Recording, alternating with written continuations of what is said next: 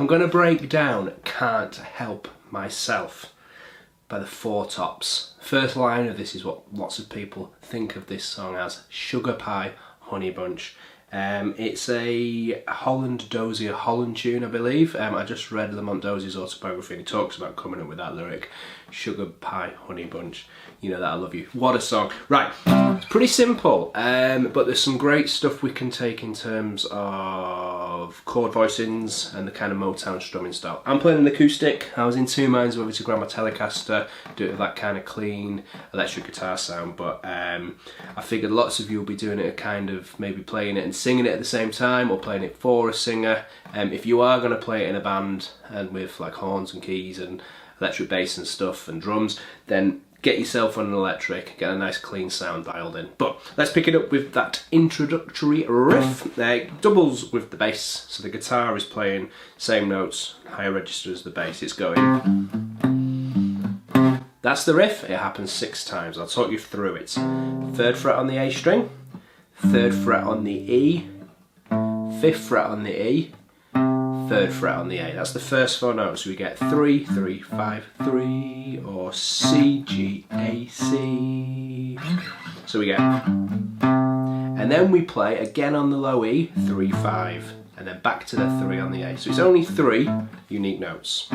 Those 3 is. So once through slowly. Now I'm using my first finger for the 3rd fret notes, both on the A and the E, and my 3rd finger for the 5th fret on the E.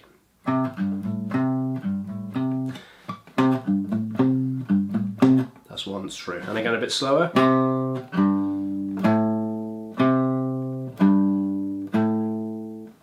So that last 3 on the A hits the repeat mark and goes straight back to the start, and we play it again. I'm going to play it twice through and you'll see the join.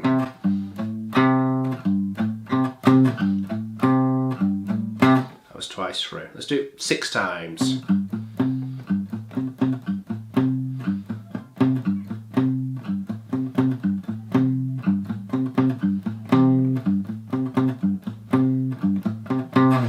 Okay, after that we launch into the chords. But a couple of things on the picking for that. I'd be using a plectrum for this. It's possible with a thumb and index finger, but I favour a plectrum for that approach. A little bit of palm muting, as opposed to I'm bringing in a little bit of dampening with my picking hand. Don't pick too close to the bridge. You get that nasally sound, so you want to be kind of on the acoustic over the sound hole. Well, let's say you were on a Telecaster kind of between the bridge and neck. There we go. Okay, then we're into chords. Now we do this for most of the song, I think, coming up here. I'll talk you through it in terms of structure first of all. So the chord progression for the main bulk of the song is 2 bars of C major, 2 bars of G major, 2 bars of D minor, a bar of F, and a bar of G. It's an 8-bar progression looping round and round for nearly all of the song.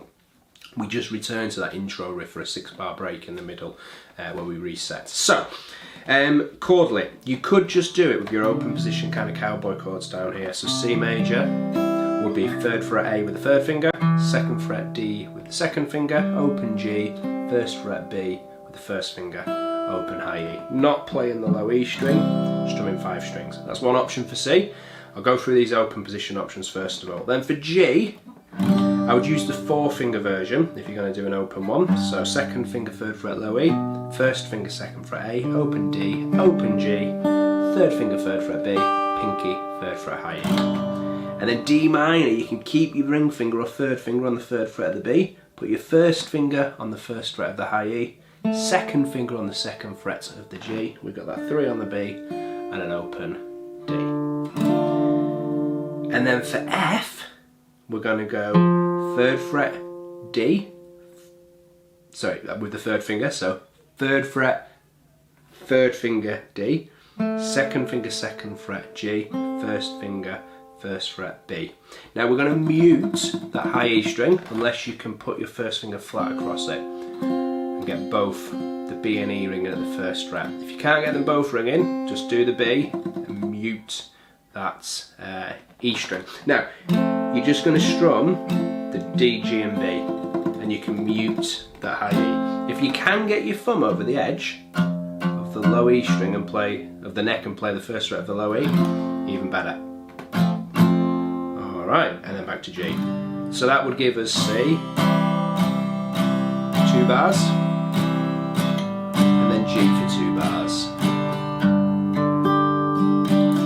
D minor for 2 bars, then F for a bar, and then G for a bar.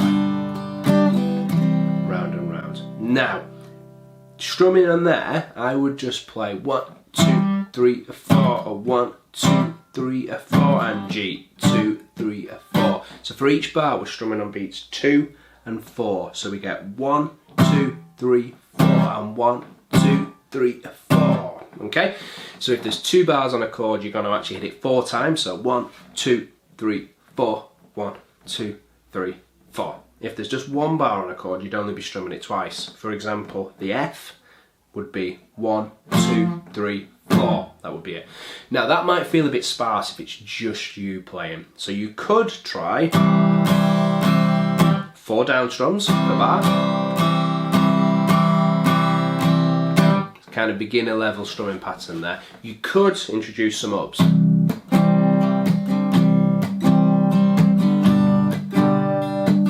So I'm going down, down, up, up, down, up, down, down, up, up, down, down, down, up, up, down, down, down, up, down, down, down, down, up, down. Okay, let's move into more intermediate chords and strumming. Let's talk about the chords first of all. So as the C major, we're going to go the A major shape, the 3rd fret. So we get 3rd fret of the A string.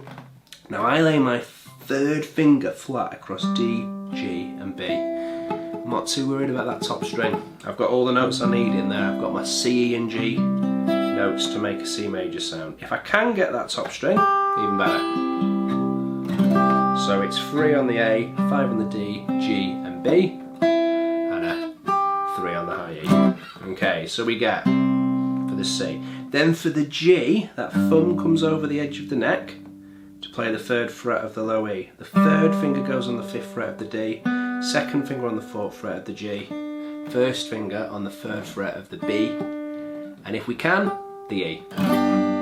We don't get a note on the A string. Don't worry about that, that's cool. Okay, D minor. We're going to take that A minor shape and move it up 5 frets. The 1st finger bars the 5th fret of the A, D, G, B and E. 2nd finger goes on the 6th fret of the B. 3rd finger on the 7th fret of the D. Pinky on the 7th fret of the G. We keep out that low E string. If you lift off your pinky, it becomes a D minor 7, which is a useful sound as well. So that's something you can chuck in, because you've got 2 bars. You could maybe do a bar of D minor, a bar of D minor 7. Then for the F, remember the shape for G? Thumb on the low E string, and then a diagonal line. We're going to use that one again. So thumb on the 1st fret of the low E, 3rd finger on the 3rd fret of the D, 2nd finger on the 2nd fret of the G, 1st finger on the 1st fret of the B, and if it can, the high E. And then we can move that shape up 2 frets for G. I'll just do down strums. 1, 2, 3, 4, 1, 2, 3, 4, and G. 2, 3, 4, and G. 2, 3, 4, and D minor. 2, 3, 4, and D minor. 2, 3, 4, and F. 2, 3, 4, and G. 2, 3, 4. That would lock in with a snare drum nicely. Okay. Now, again, if you want to fill it out, you could try a.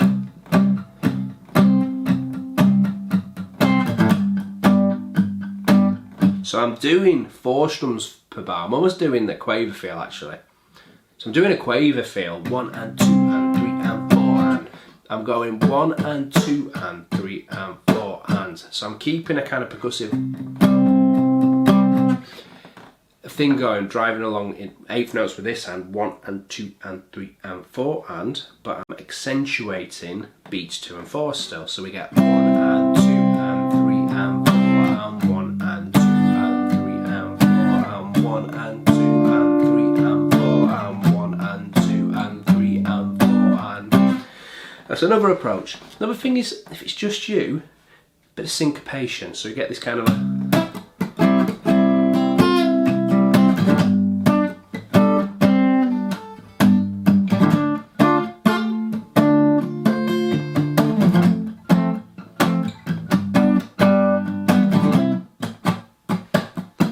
so feel where the up strums would be, the up beats. So it's 1 and 2 and 3 and 4 and... So I'm kind of feeling a 16th note grid there of 1E and a 2E and a 3E and a 4E and a of 16 potential strums per bar. So 1E and a 2E and a 3E and a 4E and a... So each beat can get split up into 4 strums. Down, up, down, up. If you overdo it, it's too busy, but if you feel that grid,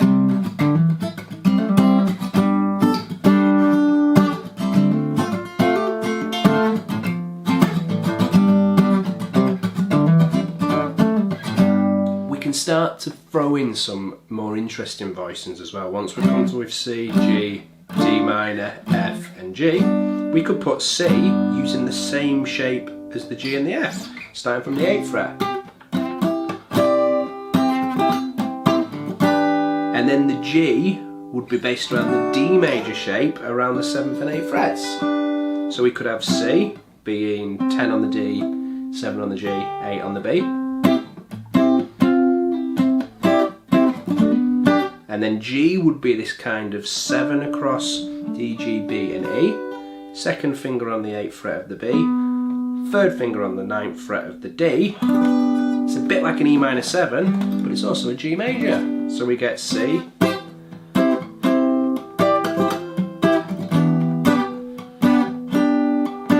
drop down 2, and then we drop down 2 frets from there and lower our 1st finger so it covers 5 on the A, D, G, B and E.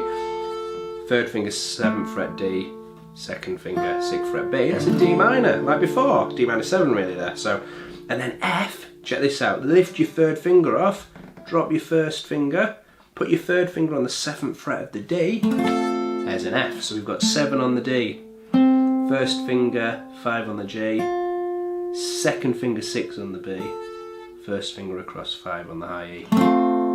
Okay, I'll recap that. C, G, D minor, F, and then we can go G, how we did it before. Lots of options around the neck. C,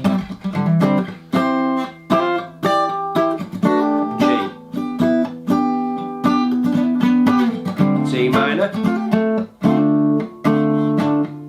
F, G. Alright, now remember, lots of chords and strumming ideas there. Get the basic options down first of all. Think of just starting off with a strum as simple as 1, 2, 3, 4. Get that riff locked in.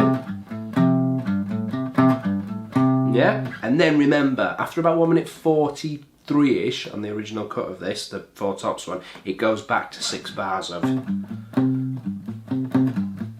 You could just stay on a C.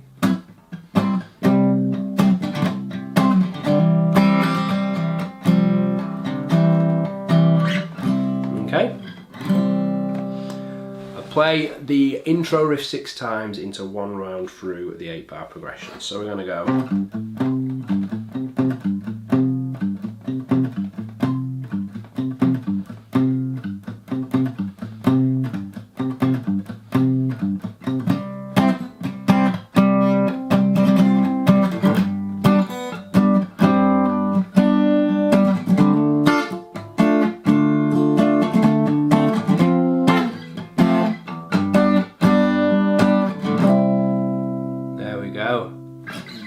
Have fun with that one, guys. I'll put some timestamps down below to explain where the different explanation of chords are and the different shapes and the riff and kind of the structure and stuff. But get those shapes under your fingers. Have a go at the different types of strumming.